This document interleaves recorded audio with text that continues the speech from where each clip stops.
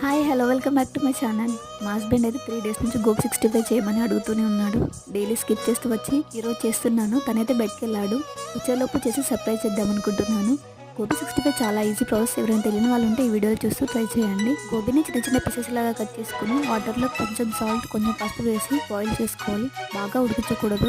ఇలా స్పోర్క్తో గుజ్జు చూస్తే స్పోర్క్ దిగేంత బాయిల్ అవుతే చాలు.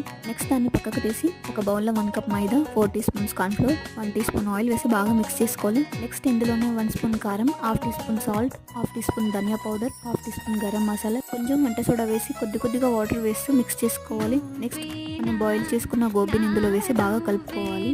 డీప్ ఫ్రైకి ఆయిల్ పెట్టుకొని ఆయిల్ బాగా హీట్ అయ్యాక గోబీ పీసెస్ని 1 బై 1 వేస్తూ స్టవ్ని మీడియం ఫ్లేమ్లోకి అడ్జస్ట్ చేసుకొని గోల్డెన్ బ్రౌన్ కలర్ వచ్చేంత వరకు ఫ్రై చేసుకోవాలి. అంతే, గోబీ 65 రెడీ.